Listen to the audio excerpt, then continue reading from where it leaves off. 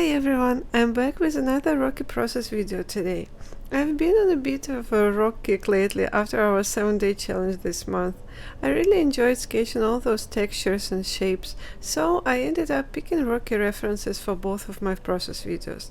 It's such a fun way to keep practicing and exploring how to paint them. For this one, I'm sketching a couple sitting in a little boat with this big rocky cliff in the background. I used to dive right in with a rough sketch using a paint spray pencil, especially for landscapes, but lately I've been slowing down a bit and starting with a graphite pencil first. Still nothing super detailed, just a more thoughtful sketch to lay things out properly. It's especially helpful when the reference has people or objects like boats in it, which for me can be tricky to get right on the first try. Colored pencils are great, but once that line is down, there is no erasing it, and I usually do mess something up if I rush it. So this time I played it safe and gave myself a bit of breathing room by using graphite first, then gently going over the lines I wanted to keep. Boats, kind of like cars, still stress me out a bit.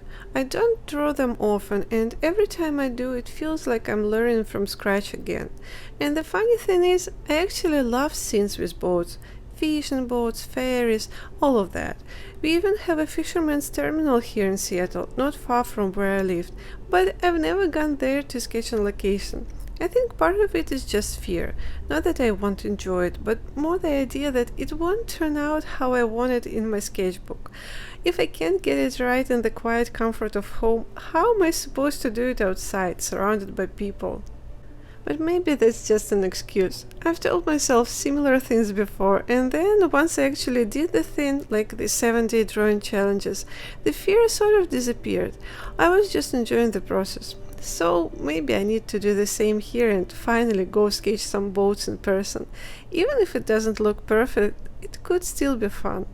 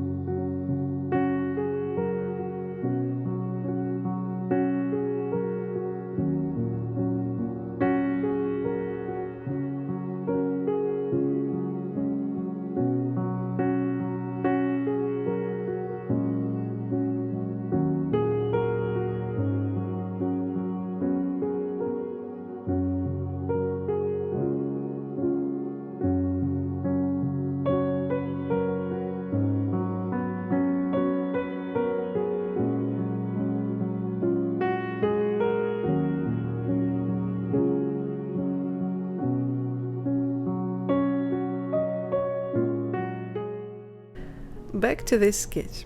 For the rocky cliff, I wasn't too precise, just blocked in the main shapes, especially where the values change or where the creases in the rocks are the most noticeable. I like to keep it loose at that stage so the painting part stays enjoyable. Before I move on to outlining the sketch, I always lighten the graphite lines a bit with a kneaded eraser. It's super convenient and doesn't leave any crumbs or shreds behind like regular erasers do. Just makes the surface cleaner before I go in with paint or colored pencils. And then I go over everything lightly with my all-time favorite, the Payne's Gray pencil. I swear, I use that one for almost everything. And now on to the painting part. I started by lightening up the leftover grey mix I had from the rocks I painted during the 7-day challenge. Just added a bunch of white paint to it. My plan was to begin with the lightest shade of grey I could see on the cliff, then slowly build up the darker values from there. That layering approach makes sense for me, especially because I like using gouache in a very watery way, almost like watercolor. I don't usually paint with it in that thick classical gouache style. Of course, when working this way, if something ends up darker than you intended and you don't want to pile a bunch of light gouache on top because then it gets a bit too heavy and overworked, you can always fix it later with colored pencils. They are great for brightening things up or softening edges, but right now I'm still being cautious. Maybe too cautious actually. Even though I want to use more mixed media, I'm holding back a bit, mostly sticking to gouache for the painting part and only adding a few pencil details at the end. I guess I'm trying to really understand my materials first, how they work, how the colors interact, how they behave on paper, before jumping into anything more complex. Back when I first started drawing a few years ago, I was super excited about mixed media and basically threw everything I had at the page. Markers, inks, acrylics, gouache, oil pastels, colored pencils, you name it. But the results didn't match what I had in my head or what I saw other artists doing, and it made me feel like maybe I just wasn't good at it. Now I try to look at it differently. Instead of deciding I'm bad at something and giving up, I'm taking it slow, figuring out what materials work well together, which ones I actually enjoy using, and what kind of color palettes feel like me. I'm definitely not moving fast, but I am moving, and that's what matters. Hopefully soon I'll be confident enough to bring in things like near-color crayons or soft pastels again. Another thing I've been thinking about is how to balance the two kinds of art I'm drawn to. More realistic sketches like this one and the loose, expressive illustrations with exaggerated characters and weird, fun perspectives. I love both styles, and I also have this dream of painting on big canvases at some point. Basically, I want it all, and I tend to jump from one thing to another depending on which artist I'm inspired by at the moment. But yeah, that whole mix of wanting to be more expressive and also wanting to draw this accurately, it's still something I'm figuring out. Some days I feel like doing only stylized stuff with silly characters and loose shapes, and other days I want to get everything just right. The proportions, the perspective, the shadows. I guess both sides are a part of me, and that's okay. I used to think I had to choose just one direction and commit to it. Find my thing and stick with it. But now I think maybe it's not about choosing just one style or one medium. Maybe it's about letting them all mix together in a way that feels natural, letting it evolve over time. I've seen artists who have that kind of freedom in their work, and it feels so personal, like they're not trying to fit into a box. I'd love to get there eventually. And honestly, I'm starting to realize it's totally fine to take the slow route. There is no deadline for figuring it all out. No one's waiting on the finish line to grade me on whether I found my style by a certain age or number of sketchbooks I finished. And I think that mindset shift has helped take the pressure off. I don't have to rush or compare myself to other artists. I just want to enjoy what I'm doing, learn a bit with each sketch, and let things grow naturally.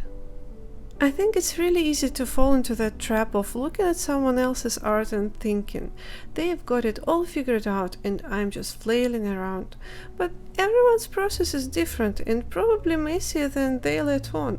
So if my process is slow or inconsistent or still evolving, that's totally fine. That's kind of the point. Anyway, I got a little off track there. Back to the painting.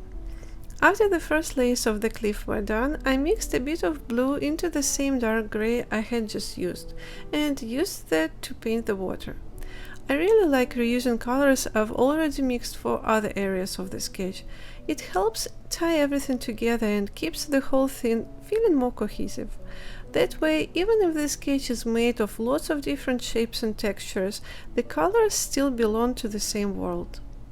I used to get really tempted by those big beautiful sets of paints, the ones with 36 or 48 colors. They just look so pretty and full of possibility. But lately I find myself going back to just a few favorite shades that really speak to me. I'd rather mix variations from a small set of colors I love than stare at a huge range and get overwhelmed by choices. And honestly, limiting my palette makes me more creative. Instead of asking which one should I use, I'm thinking what can I mix from what I already have, and that feels kind of freeing.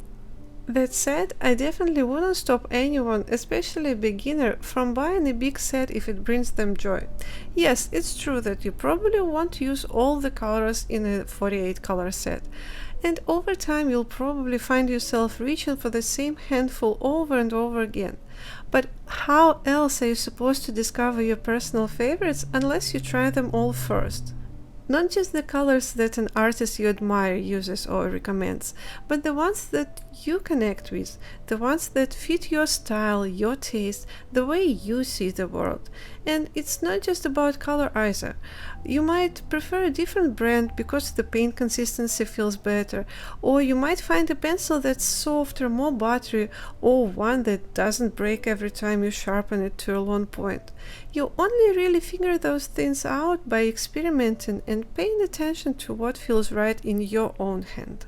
So yeah, maybe it sounds impractical, but if a big set of materials is something you really want and it'll make you excited to sit down and create, go for it.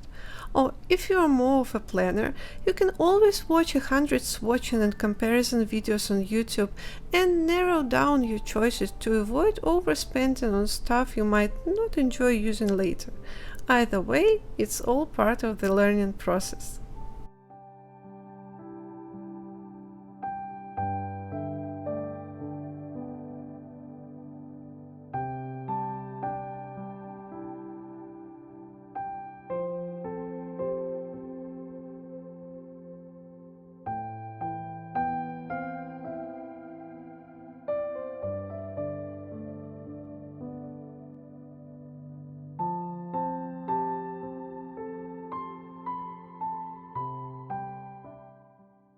So while I was sketching this one, I used both the full-size version of the reference photo and a tiny thumbnail version to help check my values.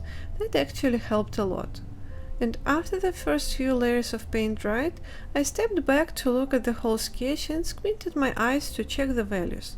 But honestly, I didn't even have to squint this time. Everything kind of blended into one mid-tone mess. The cliff, the boat, the water, all sitting at the same value, with no strong contrast to separate light from shadow. It just looked a little flat. That's when I decided it was time to stop being so careful and just go for it. You know that feeling when you're nervous about something but then suddenly get this burst of courage and throw yourself into it? That's what happened.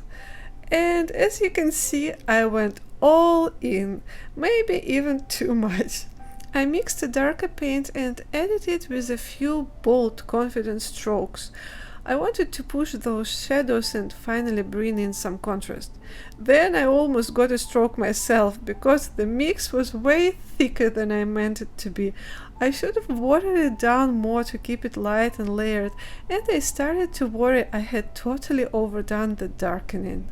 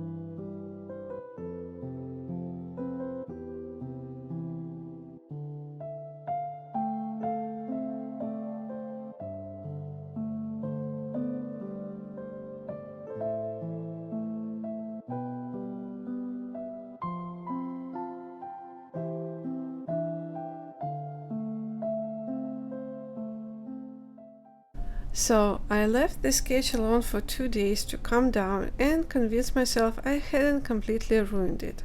And actually I decided I should be kind of proud. It might be a small step, but for me that felt like a real progress. And now looking at the sketch compared to the reference, if I assume I can't really lighten the darkest spot on the cliff, I'll try to balance things out. I can add a thin gray wash over the lightest part of the cliff to even it out a bit. I also need to darken the shadowy area of the water and adjust the lighter part of the water so it's a little darker than the lightest part of the rocks. Just basic value relationships, and I'll keep adjusting it layer by layer as I go. To be fair, when I was planning out my content for this month's Patreon videos, this reference photo was actually meant for the process 1 video, the one I usually do without narration. But after everything that happened while working on it, the internal drama, the little victories, the panic moments, I felt like this one deserved to have a voiceover. It just ended up being that kind of painting. It's funny how rarely things go exactly the way I plan when it comes to creative stuff. And I'm someone who loves planning. I make lists, I map things out, I think ahead. But sometimes, once I schedule something or write it down on a to-do list, it just loses all its excitement and starts to feel like a chore. Like, oh great, now I have to do it. I'm still trying to figure out how to balance all that, because if you want to keep up with making videos or any kind of creative content regularly, especially for social media, some planning is just unavoidable, especially when your artwork takes longer than 5 minutes to make. So now I try to start with something that feels genuinely exciting, either a theme that's been on my mind or a reference photo that immediately makes me want to grab my paints. That's been helping a bit, to lead with the spark of excitement and work the structure around that. I know some people say real artists don't need exciting references or even references at all, that you should be able to draw from imagination or find beauty in anything. And that's great if that's your thing. But I'll say this, the most important thing is to just keep creating, or maybe to start creating, depending on where you are at in your art journey. And maybe even more important than that, listening to yourself, especially in the beginning when everything feels overwhelming and uncertain.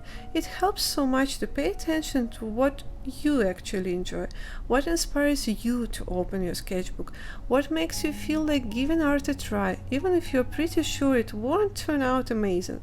That's the stuff that matters, because once you start creating, you'll begin finding answers, even to questions you didn't know you had.